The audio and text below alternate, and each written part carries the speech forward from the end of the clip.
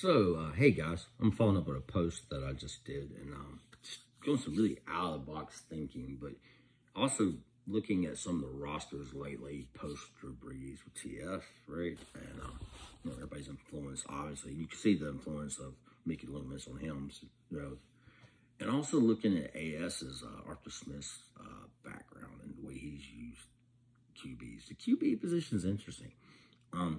Never really thought about this before, but you look at Ryan Tannehill, right?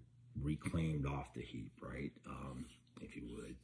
You look at Loomis and TF getting, our favorite Taysom Hill or Jameis, or whatever. And then they just drafted a kid, I believe, from Notre Dame. I can't remember his name. I liked him.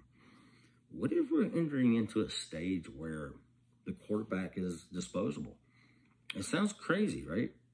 Doesn't mean they're devalued per se, but they're no longer the Matt Ryans of the world, the Aaron Rodgers, the Tom Brady.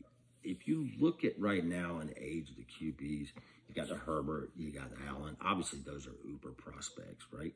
But their dollars are big. There's a window, right? Matt Ryan almost took us to the promised land. Drew Brees got one Super Bowl. Brady's an anomaly. Got several Super Bowls. How many are there like that, right?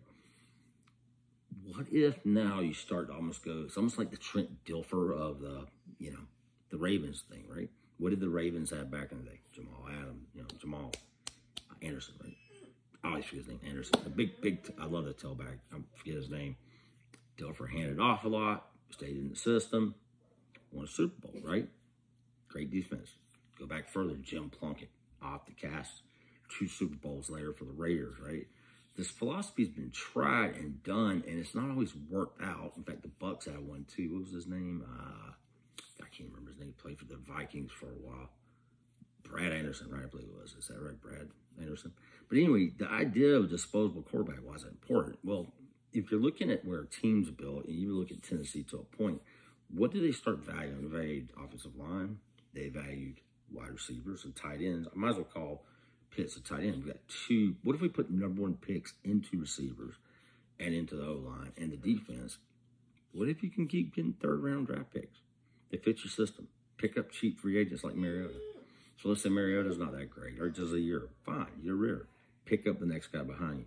So just something to think about. What if the history of the cap and the way things are evolving is now a receiver-driven game, a defensive game, and the quarterback's no longer the keystone. He just has to play within the system, be smart, have athleticism, and enough arm to get it downfield.